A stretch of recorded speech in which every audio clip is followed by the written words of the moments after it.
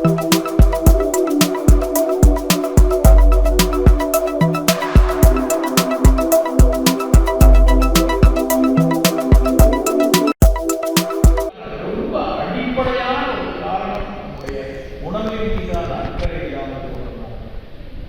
சாப்பிடக்கூடிய நாம் குடிக்கக்கூடிய பானங்களிலிருந்து சாப்பிடக்கூடிய ஒரு உணவுகள் மிகப்பெரிய அளவில் வழிக வன்முறைகள் ரொம்ப கவனமாக எச்சரிக்கையாக பார்த்து நம்முடைய உணவை தேர்ந்தெடுக்க வேண்டிய ஒரு சூழல்.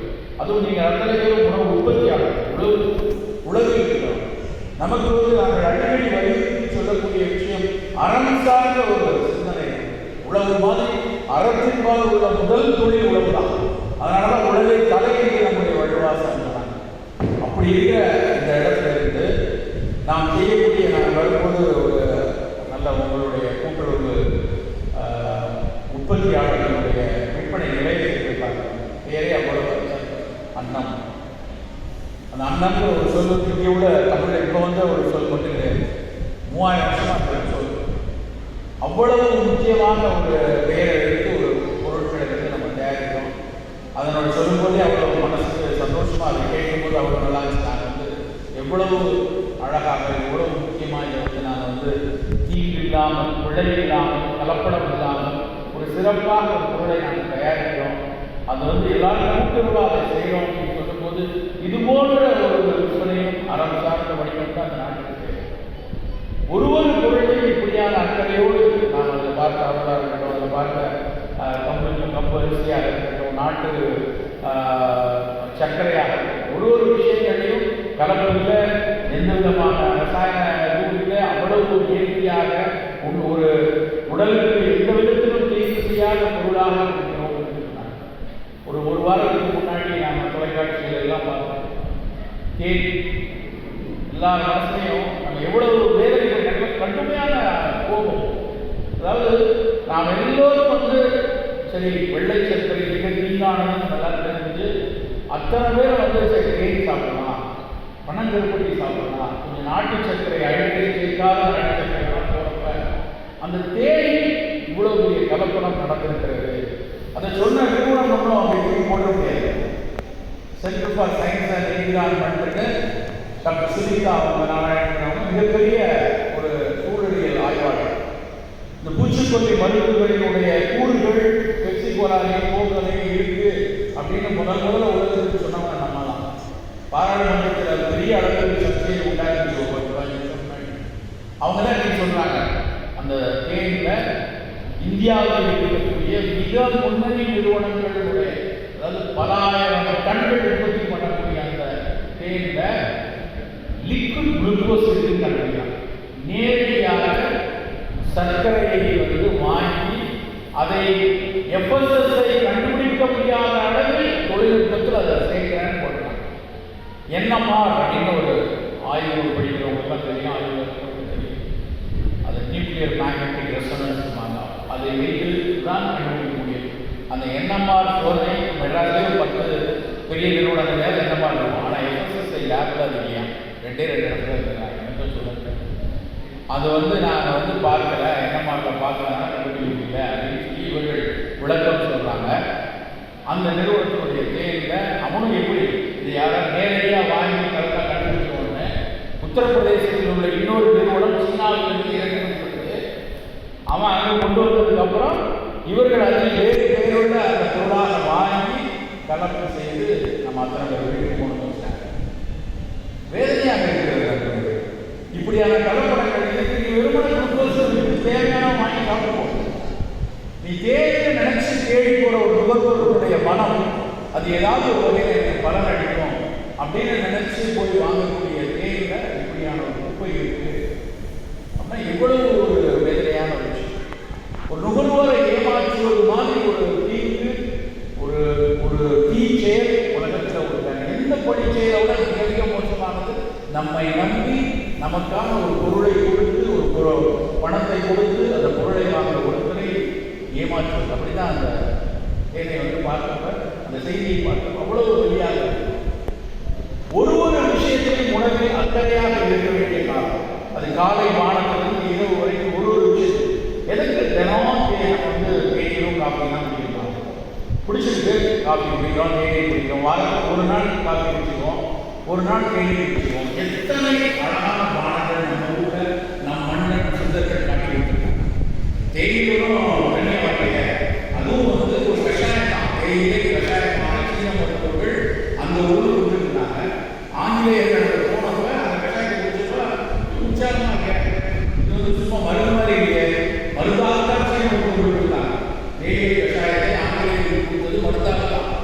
ஆனால் ஆங்கிலேயர்கள் அதை குடிச்சப்ப அதில் ஒரு உற்சாகம் என்பதை தெரிஞ்சு அவன் ஒரு பெரிய தவறு பண்ணான். என்ன தப்பு பண்ணா, ஒட்டுமொத்த சோழ மண்டல காணொலியை அழைச்சு முழுக்க முழுக்க தேயிலை காடுகளாக நம்ம உருவாயிருக்காங்க. இந்த அது சூழல்ல நம்ம வளர்ந்தாங்க. அப்படியே எடுத்துக்கிட்டாலும் அவங்க தேயிலை கஷாயம். அதே மாதிரி நம்ம ஊரில் எவ்வளவு தாவரங்களுடைய குடிநீர்கள், கஷாயங்கள், எவ்வளவு உடலுக்கு நன்மையான விஷயங்கள். போகர் அப்படின்னு சொல்றாரு. அவர் வந்து ரொம்ப முக்கியமாக வாழ்க்கை உறுதிகளில் கலக்கும், உறுதிகளில் கலக்கும் தீர்வு போகும் தானே, உறுதிகளில் கலக்கும் திரும்பி போகும் தானே போகிறார்கள். ரத்தத்தில் இருக்கிற, ரத்தத்தில் கலக்கிற, அந்த காலத்தில் மைக்ரோஸ்கோப்பு, எலக்ட்ரான் மைக்ரோஸ்கோப்லாம் தெரியாது. ஆனால் ரத்தம் சார்ந்து வரக்கூடிய நோய் கிருமியை போகக்கூடிய ஆற்றல் கரிசலாங்கண்ணி அப்படிங்கிற ஒரு கீரை அவ்வளவு மிகச் சிறப்பான ஒரு கீரை. அதுக்கப்புறம் நம்ம சன்மார்க்க நிலையை சொன்ன வள்ளலாறு அவங்க அந்த கரிசாலையை தொழுது வணங்க வேண்டும் ஒரு இடத்துல இருக்காங்க. அவ்வளவு முக்கியமான ஒரு கீரை. ஆனால் வணிகம் எப்படி மாற்றுகிறது என்றால் உங்களுக்கு கண்டிப்பாக இந்த செய்தியை சொல்ல வேண்டும் என்பதற்காக தான் நான் கரிசலாங்கண்ணி நினைக்கிறேன். நான் ஒரு ரசாயன ஒரு குப்பியை பார்த்தேன். வேறொரு காலத்திலே எப்போ அந்த ரசாயன குப்பி நாமெல்லாம் இங்கே உள்ளவர்கள் ரொம்ப சாதாரணமாக பயன்படுத்துகிற ஒரு வீடி சைடு, அந்த வீடி சைடுங்கிற கடை கொள்கைக்கு அவர் எழுதுகிறார், இது கரிசாலையை கொல்லும் அப்படின்னு. அதனால நீங்கள் வந்து பயன்படுத்துங்க, இந்த கரிசாலையை கொல்லக்கூடிய. ஸோ ஒரு பக்கம் வர்த்தகம் அதை வெறும் கலையாக திரும்பியாக கரிசலாங்கண்ணியை பார்க்குது. ஆனால் நம் தமிழ் சமூகம், நம்முடைய சித்தர் சமூகம், நம்முடைய மரபு கரிசலாங்கண்ணியை தொழுது வழங்கி இங்கே ஒரு சின்ன புரிதல் மட்டும்தான் நம்ம கேட்கிறோம். அதை கலையாக கொள்வதற்கு பதிலாக அதை ஒரு மருந்தாக வர்த்தகம் பண்ணி வணிகம் பண்ணால் அது எவ்வளவு உயிரை காப்பாற்றும். அதை விட ஒரு அரசாங்க ஆனால் நான் அப்படியே காப்பி பேஸ்ட் பண்ண தலைமுறையாக இருக்கேன். கைக்கட்டே தானே சொல்லிட்டான். அப்போ நம்ம அந்த காப்பி பேஸ்ட் எடு அவர்கள் அப்படின்னு சொல்லி அந்த கரிசலாங்கண்ணிங்கிறது முதல்ல நாங்கள் படிக்கிற 25 வருஷம் முன்னாடி சித்த மருத்துவம் படிக்கும்போது அது வந்து ஒரு ஈரல் தேய்ச்சி அப்படிலாம் மட்டும் படித்தோம். மஞ்சக்காமாலையாக போவோம், மஞ்சக்காமாலையில் பி வைரஸ் இருக்கிறப்பவும் ஈரலை பாதுகாக்கிறது நல்லா இருக்கும் அப்படின்னு. ஒரு 5 வருஷம் கழிச்சு அதில் இரும்புச்சத்து நிறைய இருக்குது, கூந்தல் நல்லா வளரும் அப்படின்னு எல்லாரும் கரிசலாங்கண்ணியை வாங்கி நல்லா தேங்காய் காய்ச்சி தலைக்கு குடிச்சுட்டாங்க. அது தெரிஞ்சது. ஆனால் இன்றைய அறிவியல் என்ன சொல்ல தெரியுமா, கரிசலாங்கண்ணி மிகப்பெரிய அளவில் நோய் எதிர்பார்த்ததை உயர்த்தக்கூடிய ஒரு மாமருந்தும் கண்டுபிடிக்கிறான். அவ்வளவு அதில் ஈக்கிட்டு ஆரம்பமாக வெள்ளை கரிசலாங்கண்ணியாக இருக்கட்டும், விடையாக அறுவடை செய்கிற மஞ்சள் கரிசலாங்கண்ணியாக இருக்கட்டும், எல்லாமே சித்தர்களால் போற்றி வழங்கப்பட்ட தாவரங்கள். கொச்சலை கையாந்த கரையை மஞ்சள் கரிசலாங்கண்ணி ஒரு பெரிய ஹெவி மெட்டல்ஸ் எல்லாம் செந்தூரமாக மாற்றுறது கொச்சலை கையாந்த கரை தான். மஞ்சள் கரிசலாங்கண்ணி அயற்செந்தூரம் பண்ண வெள்ளை கரிசலாங்கண்ணி சேராத மருந்து கிடையாது. கரிசாலை கற்பம் அப்படின்னு ஒரு மருந்து சித்த மருந்து. கரிசலாங்கண்ணி, சிவகரந்த, கொட்டக்கரந்த, அவுரி, கீழாங்கண்ணி, இதுதான் அதனுடைய ரொம்ப சிம்பிள் பார்க்கலாம். நல்லா பார்த்தீங்கன்னா கொட்டக்கரந்த வந்து ஒரு வரகட்ட நிலத்தில் கிடைக்கக்கூடிய நல்ல மனமாக இருக்கும். சிவகரந்த தஞ்சாவூர் பக்கத்தில் கிடைக்குது. அவுரி ரொம்ப சாதாரணமாக விளையக்கூடிய ஒரு தாவரம். கரிசலாங்கண்ணி ஒரு கடைசி செய்தியில் பார்க்கக்கூடிய எளிய. ஆனால் அது என்ன தெரியுமா, கரிசாலை கற்பம், உடலை வலுவாக வைக்கக்கூடிய முக்கியமான ஒரு தாவரம். அப்போ நம்ம என்ன பண்ணணும், ஒரு உழவர்களாக இருக்கும்போது உலகில் இருக்கக்கூடிய அத்தனை பேரும் மருத்துவர்களுடைய இணையம் கலையில் இருக்கக்கூடிய இந்த தாவரத்தை அதை போய் ஒரு லைஃபோசைட்டை போட்டு கொல்லாமல் அந்த கரிசலாங்கண்ணியை முழுகி அதை ஒரு நல்ல உலக வச்சு பொடி பண்ணி காலை மரமாக நாம அந்த விஷயத்தை பொடி பண்ணி சாரை எடுக்கிறதா உலர்ந்து தாவரமாக இருந்தால் அதை ஒரு டீயாக போட்டு தினம் கலையில் குடிக்காங்க. 100% சேஃப். 1008 ஆராய்ச்சி பண்ணியிருக்காங்க. கரிசலாங்கண்ணியை பற்றி கூகுளில் போய் படிச்சு பாருங்க, எவ்வளவு ஆய்வுகள் மிகச்சிறப்பாக இந்த கோவிட் மாதிரியான கரோனா மாதிரியான வைரஸ்கள் பல வைரஸ்களுக்கு அது எதிராக இருக்கிறதாக ஆய்வுகள். ஒரு ஆய்வுக்கு பேர் வந்து கம்ப்யூட்டேஷனல் பயாலஜிமாங்க, அதாவது கணினி மூலமாக அதனுடைய தாவரங்களுடைய ஒரு கூறுகளையும் இந்த கூறு அந்த கரோனா வைரஸில் இருக்கக்கூடிய ஸ்பைக் புரோட்டீனை போய் தாக்குமா அழிக்குமா என்று ஒரு ஆய்வு பண்ணுவாங்க. அந்த ஆய்வுகள் எல்லாம் கரிசலாங்கண்ணியை ஈடுபடுத்தி பார்க்குறாங்க. கடுக்காயை படிக்கிறாங்க, கொத்தமல்லி விதையை படிக்கிறாங்க. கொத்தமல்லி விதை கரோனாவுடைய ஸ்பைக் புரோட்டீனில் வந்து அட்டாச் ஆகுது, அதை எக்ஸாம் பண்ணணும் ஒரு பேப்பர் பப்ளிஷர் இங்கெல்லாம் பயன்படுத்த ஒரு பேப்பர். கடுக்காய் பொடி, கடுக்காயில் இருக்கக்கூடிய அந்த தாவரங்கள் அதில் இருக்கக்கூடிய செபுலிக் ஆசிட் அப்படிங்கிறது தான் இருக்கிற எல்லா தாவரங்களை விட அந்த புரதத்தை மிகப்பெரிய அளவில் இருக்கக்கூடிய ஆட்கள் அந்த கடுக்காய் இருக்கிறது கண்டுபிடிக்கலாம். நம்ம என்ன பண்ணுவோம் தெரியுமா, இதெல்லாம் படிக்கலாம் பேசிட்டு போயிடுவோம். மாடர்னியா லேபு, ஸ்மித்லைன் பீச்சம், இனோவியா லேபு இவங்கெல்லாம் தான் வேக்சின் போட்டு வராங்க. ஃபைசர் அவன்லாம் இதிலிருந்து கூறாக பிரித்து அதை ஒரு மருந்தாக்கி நமக்கே பல லிஸ்ட்டு விற்பாங்க. நம்ம அந்த வழிக்குள்ளே போக வேண்டாம்.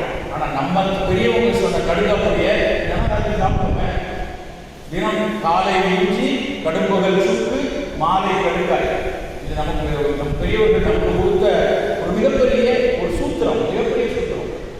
நல்லா யோசிச்சு பார்த்தா காலையில் நமக்கு பித்தம் வியாதித்து இருக்கும், இரவெல்லாம் பித்தம் கூட்டியிருக்கும். காலையில் அந்த பித்தத்தை சற்று தடுப்பதற்காக காலையில் குடிக்கும். அடுத்து போக குடிக்கணும்னா எல்லாம் ராத்திரி தானே குடிக்கணும், வேலையெல்லாம் சேர்த்து வந்து சோப்போட்டு குடிக்கணும். ஏன் காலையில் குடிக்கணும்? உலகத்தில் காலை எழுந்தவுடன் குடிக்கணுங்கிற ஒரு குணம் கொண்ட ஒரே குணம் நம்ம மட்டும்தான் தெரியுமா. மற்றவங்களாம் எப்போ நேரம் எங்கே போய் குடிப்பான், எப்போ சந்தோஷமாக இருக்கணுமோ அப்போ போய் குடிப்பான். நாம் மட்டும்தான் தூங்கி வச்சா காலையில் குடிக்கணுங்கிற பழக்கம் 3000-4000 வருஷம் பழக்கம். காரணம் வந்து பித்தத்தை காலையில் தணிக்க வேண்டும். அதை தண்ணியை காலையில் தலையை ஊற்றி குடிக்கிறோம். அதுவும் தலையை குடிக்கும். நீராடுவோம், ஆற்றுல நீராடிட்டு தலையை குடிஞ்சு எழுதிச்சு வருவாங்க. இப்போ மெட்ராஸில் பல பேர் கழுத்து குடிக்கிறேன், இடுப்பு குடிக்கிறேன், காலுக்கு குடிக்கிறேன். அது பேர் குளிக்கிறது, அது பேர் கழுவுறது. கழுவுறது எப்படியான கழுவிக்கலாம். பட் குளித்தல் என்றால் தலையில் குளிக்கும், தலை வழியாக குளிக்கும். அப்படி குளிச்சுட்டு காலை அணுகக்கூடிய பானம் வந்து பித்தத்தை குறைப்பதாக இருக்கணும். காலையில் காஃபியோ தேநீரோ பித்தத்தை கூட்டுவது, அது பித்தத்தை நல்லா உற்சாகமாக இருக்குது, ஒரு எனர்ஜி இருக்குது. கரிசலாங்கண்ணி டீயை குடித்தாலோ இல்லைன்னா கரிசலாங்கண்ணி நம்ம தாவரங்களில் ஆவாரை தேநீர், ஆவாரையை போட்டு குடித்தாலோ அது பித்தத்தை குறைக்கும். காலையில் பித்தத்தை குறைக்கக்கூடிய பானத்தை நம்ம இப்போ கரிசலாங்கண்ணி பொடியை நம்ம வீட்டில் வச்சுட்டா என்ன குறைச்சிடுவோம்? 100 கிராம் டீ தூள் வாங்குகிறோம், 100 கிராம், நான் பேசுவது கேட்கிறதா? ஓகே, ஒரு காபி தூள் வாங்குகிற மாதிரி ஒரு 100 கிராம் கரிசலாங்கண்ணி பொடியை வச்சு அதை வந்து நம்ம காலையில் வந்து ஒரு டீ இதே மாதிரி தேநீர் போடுற மாதிரி காஃபி போடுற மாதிரி ஒரு ஸ்பூன் போட்டு கஷாயம் போட்டு எடுத்துக்கலாம்.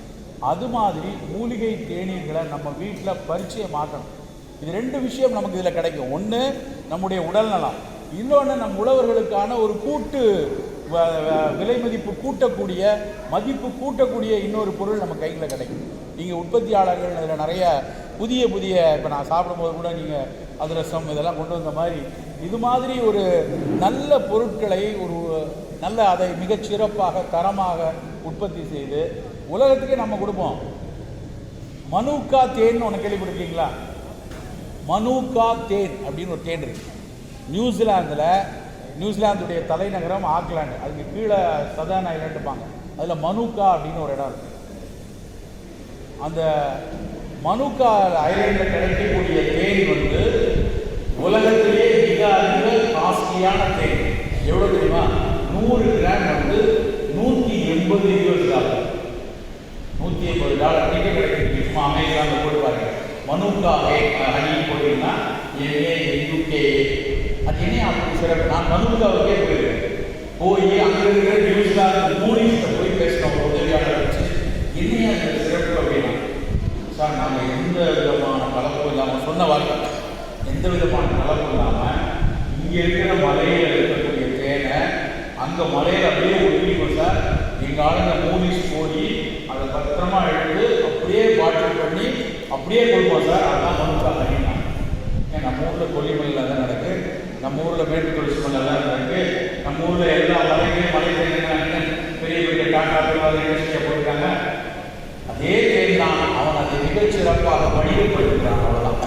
அவன் சொல்றான், இங்க இந்த மலையில் இருக்கக்கூடிய அத்தனை மூலிகை தாவரங்கள் இருந்து அந்த தேனி போய் அந்த பூக்கள் இருந்து தேன் எடுத்து வர்றதுனால அந்த தேன் மிகப்பெரிய மருத்துவ குணமுடைய இருக்காங்க. இதுதான் எங்கள் ஊர் இருக்கு. எங்கள் ஊரில் தேனிலாம் நம்ம சாதாரண தேங்காய் கேட்டு ஒரு தேனை நம்ம ஊரில் சுவை மாறுதில்ல. ஒவ்வொரு பருவத்திலும் தேனினுடைய சுவை மாறுதல். நமக்கு கிடைக்கிற தேன் வேப்பம்பூ தேனா கசப்பாக இருக்கும், அவ்வளோ கசப்பாக இருக்கும். ரப்பர் தேன் அந்த ஒரு மாதிரி மாறாங்க. எந்த பூக்கள் எடுத்து வந்தோ அதனுடைய சுவை உள்ள தேனை நாமே கொண்டாடல, நாமே அதை ஒரு சிறப்பாக வணிகப்படுத்தல. நாம் ஒரு நபர் அது உங்கள் துல்லிய பண்ணை மாதிரி இருக்குது. உங்கள் ஏரியாவில் ஒரு பூக்கள் பூக்கக்கூடிய பருவம், அந்த பூக்கள் பூக்கக்கூடிய பருவத்தில் இந்த தேன் கிடைக்கிது. இந்த பூவுக்கு இந்த குணம் இருக்குது, இந்த தேனிக்கு இந்த குணம் இருக்குது, இந்த தேனிக்கு இந்த குணம் இருக்குன்னு சந்தைப்படுத்துறோம்னா அது ஒரு அளவுக்கான பணி. அது ஒரு மிகப்பெரிய அளவில் உலகம் சார்ந்த போவதுக்கான பல்வேறு வாய்ப்புகள் உள்ளது. நண்பர்களே, காலை மாணவர்கள் இனிமேல் நாம் வெறும் காஃபி டீ மட்டும் இல்லாமல் இது மாதிரியான மாணவர்களை பார்க்கணும். காலை உணவு, இப்போ காலை உணவு மதிய உணவையும் மீண்டும் மீண்டும் ஆய்வறிந்து, அதுவும் குறிப்பாக அந்த கோவிட் காலங்களுக்கு அப்புறம் உணவியலாளர்கள் ரொம்ப வலியுறுத்தி சொல்றது என்ன அப்படின்னா, நிறைய ஹை கிளைசிமிக் உணவுகளை குறைங்க அப்படின்னு சொல்றாங்க. சர்க்கரை அதிகமாக தரக்கூடிய மாவுச்சத்து அதிகமாக இருக்கக்கூடிய தானியங்களை குறைத்து கொடுங்க. எந்த தானியம் சர்க்கரையை மெதுவாக குடிக்கிறதோ ரத்தத்துல, பட்டை நீட்டாத சர்க்கரையை மெதுவாக ரத்தத்தில் கொடுக்கக்கூடிய தானியம் தான் உங்களுடைய ஸ்டேபிள் ஃபுட்டா இருக்கும். அது 35-40% 60% காய்கறிகளோ கீரைகளோ புலாவோ எடுத்துக்கொள்ளலாம். 40% தான் அரிசியோ தானியமோ கோதுமையோ மக்காச்சோளமோ 30-40% தான் இருக்கணும். நல்லா யோசிச்சு பாருங்க. நம்மளுடைய சாப்பாடோட நிச்சயமா அது உள்டாக தான் 70% நம்ம அரிசியோ தானியமோ எடுப்போம், 30% தான் காய்கறிகள் கீரைகள். நம்ம அதை மாற்றணும். நம்மளுடைய இன்றைய காலகட்டத்தினுடைய முக்கியம் அது குறிப்பாக கொரோனா கோமாரிட்டி வந்ததுக்கு அப்புறம் நம்முடைய அடுத்த தலைமுறை நம்ம வீட்டு பிள்ளைங்க இன்னைக்கு 10 வயசு 12 வயசு இருக்க பிள்ளைங்க பின்னால சர்க்கரை வியாதி வரக்கூடாது, பின்னால அவங்களுக்கு இந்த கோமாரிட்டி வரக்கூடாதுன்னா சிறு வயதிலிருந்து ரத்தத்தில் சர்க்கரையை வேகமாக சேர்க்கக்கூடிய தானியங்கள் குறைவாகவும் காய்கறிகள் அதிகமாக கட்டம் வருமானது முதல்ல காயப்படும் மாற்றிடுறாங்க. நம்மளுடைய சோற பல மாதிரி குளிச்சு அதில் பள்ளம் தோண்டி அதில் குழம்பு ஊற்றி அப்படி குழம்பு அப்படி மலையை வச்சு உருட்டி அடிச்சு அப்புறம் மருத்துவ மாதிரியான பூ வச்சுக்கிட்டு அப்படிலாம் இருக்கு. ஒரு தடவை படம் மருத்துவம் பண்ண யாருமே. அப்புறம் சோறுகள் இந்த சோறு எடுத்து பெரிய கரண்டி இருக்குங்களா, அண்ணன் கரண்டி அந்த தயவுசெய்து தலைவர் சொல்லிட்டே இருக்கு. இனிமேல் சோறு எடுத்து ஸ்பூன் வழி, ஏன்னா சோறு கரண்டியை போல ஒற்றை என்ற முறையில் வாழாமல் வைக்க அப்படின்னா வேண்டாம். நம்ம எல்லா சோறுமே நம்ம சின்னதாக ஒரு கரண்டி வச்சு கொஞ்சம் கொஞ்சமாக சாப்பிடலாம். காய்கறி அதில் நிறைய கீரை காய் புலால் சாப்பிடலாம், மீன் சாப்பிடுங்க, மட்டன் சாப்பிடலாம். அதை கூட அந்த சோறு அதிகம் வைக்காமல் சாப்பிடலாம். குறைவாக சோறு நிறைய காய்கறி சாப்பிடலாம். அதுதான் இனிமேல் இருக்கக்கூடிய காலத்தில் நான் சும்மா விளையாட்டு சொல்றேன்னா ஈட் லான்செட் கமிஷன் அப்படின்னு ஒரு அறிக்கை எழுது. ஈட் லான்செட் கமிஷன்ங்கிறது 2050 நம்முடைய உணவு பழக்கம் எப்படி இருந்தால் இது மாதிரி பொருட்கள்லாம் வந்தாலும் நம்மை பாதிக்காமல் பார்த்துக் கொள்ளலாம் அப்படின்னு உணவுல அவங்க நிறைய யோசிச்சு சொல்லியிருக்காங்க. அது இப்போது பழக்கம் இதெல்லாம் புரிய வச்சுக்காங்க. நாமெல்லாம் எத்தனை நாளும் சோறு சாப்பிட்டுருக்கோம், எங்கள் தாத்தாலாம் எப்படி சாப்பிட எடுத்துக்கலாம், குணமாக சாப்பிட சொல்லலாம். ஆனால் தாத்தா இருக்கிற காலம் வேற, அவர் இருக்கிற காலத்தினுடைய சுற்றுச்சூழல் அருமையாக இருக்கு. அன்னைக்கு இருக்க மண் சிறப்பாக இருக்கு, அன்னைக்கு இருக்க காற்று நல்லா இருக்கு, அன்னைக்கு இருக்க மீன்கள் பறவைகள் எல்லாம் நல்லா இருக்கு. ஆனால் இன்னைக்கு நம்ம அப்படியே கெடுத்து வச்சுக்கோம். அப்படி இருக்கும்போது நாம கொஞ்சம் நம்முடைய நவீன அறிவியல் சொல்லக்கூடிய உணவு கருத்துக்களை நாம் உருவாக்கணும். அப்படி குறைவாக இருக்கக்கூடிய தானியம் நம்முடைய தானியமாக கம்பு, வரகு, சோளம், மாப்பிள்ளை சம்பா, கருப்பு அரிசி, காட்டியான அரிசி, கருப்பு கவுனி அரிசி. எங்கள் வீட்டிலலாம் நாங்கள் சின்ன பிள்ளையில அரிசி மூட வைக்கணும்.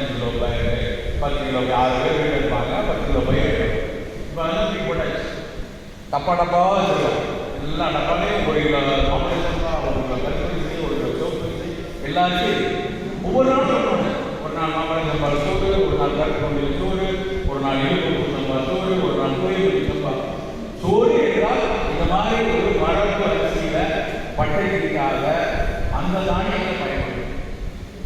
காலையில் இட்லி தோசைகளுக்கு மிக ஒரு நாள் கம்பஞ்சோறு, கம்பு தோசை, ஒரு நாள் கம்பக்கூடு, ஒரு நாள் திரையரசியில் பொங்கல், ஒரு நாள் இதமாக போட்ட அடை, இல்லை இந்த சிறுதானியங்களில் உப்புமா, அதுலேயே வந்து நிறைய அவல் இருந்துச்சு. அவல் இப்படியான விஷயம் நான் காலையில் நல்லா முடகெல்லாம் பார்த்துட்டு கொய்யா பழம் போட்டு காலையில் அப்படித்தானே நினைக்கிறோம். இல்லை சார், காலையில் இட்லி வடை பொங்கல் அதை மாறவே மாட்டோம். 1000 வருஷமாக நம்ம இருக்கோம் அப்படின்னா இனிமேல் மாறிதான். நம்ம பொங்கல் சாப்பிடலாம், அந்த பிள்ளைய பொங்கலாக சாப்பிடலாம். அதே மாதிரி ஒரு இட்லி வெள்ளையா குஷ்பு இட்லிலாம் கேட்கலாம். தயிர் போட்டு கேட்க உலகத்திலே மகாபெரிய பாவம் செஞ்சது நம்ம ஊரில் ஏரியாவில் குஷ்பு இட்லி கூட மெட்ராஸில் கடாக போடுறாங்க. குஷ்பு இட்லின்னு ஒரு சின்ன கடை நீங்கள் பார்த்துட்டேன். எவ்வளவு தப்பான தீர்மான விஷயம். கல்யாணத்தில் அதுக்கு ஒரு லட்சம் இட்லி வாங்கி அப்படிலாம் வேண்டாம். நம்ம இட்லி கருப்பாக இருக்குது, நல்ல கருப்பாக சாம்பார் இருக்கிறது, வெள்ளையா இட்லி இருக்கணும்னு அவசியம் இல்லை. தொலியோடு இருக்கிற ஒழுங்கை போட்டு சிகப்பாக இருக்கிற ஒரு மாம்பழ சம்பா அரிசி இட்லி வைங்க, எவ்வளவு சாஃப்டாக வருது, அருமையாக இருக்கு. நம்ம நார்மலாக வெள்ளை இட்லியை விட வெண்மையாக இருக்கு. ஆனால் இந்த இட்லி சாப்பிடும் போது அந்த மாப்பிள்ளை சம்பாவில் இருக்கக்கூடிய அந்த சிகப்பு அரிசி சும்மா இல்லை, சிவப்பு கலக்கணும் ஏசியன் பெனிஃபிட் அடிக்கிறது. அந்த சிவப்பு அரிசிங்கிறது லைகோபீன் அப்படிங்கிற புற்றுநோயை வரை இருக்கக்கூடிய நம்ம தாவரத்தினுடைய வேர் மூச்சுகளிலிருந்து நம்ம கண்ணுக்கு தெரியாத மண்ணில் இருக்கக்கூடிய நம்ம சக நண்பர்கள், பூஜைகள், மண்ணுகள் இவங்கெல்லாம் சேர்ந்து அந்த தானியத்துக்கு வந்து சத்துக்களை அனுப்பி நமக்கு கொடுக்குறாங்க. கம்புல அரிசி இருக்கு, கேழ்வரகு நல்ல கருவி சிவப்பு நிறத்தில் இருக்குன்னா அந்த கருவி சிவப்பு நிறத்தை அந்த கேழ்வரகு கொண்டு வருவதற்கு எவ்வளவு பேருடைய உழைப்பு நினைக்கிறீங்க? கண்ணுக்கு தெரியாத எத்தனை பூஞ்சைகளுக்கும் தாவரவியலாளர்கள் யோசிச்சிருக்காங்க. விலங்குதா இல்லைன்னா வந்து தாவர உயிரினம் மட்டும் தாவரவியலாளர்கள் முடியாது. ஏன்னா அது செய்கிற பணி அவ்வளவு அபரிதமாக இருக்கு. ஆனால் நம்ம ரொம்ப சாதாரணமாக கடந்து போகணும். அப்படி கருப்பா சிவப்பா இருக்கக்கூடிய தானியத்தை வச்சு சோறு, இட்லி, தோசை அது மாதிரி அது மட்டும்தான் நமக்கான ஒரு சிறப்பான நோய் எதிர்பார்ப்பை கொடுப்பதற்கான ஒரு விஷயமாக. அடுத்து பழங்கள் மிகப்பெரிய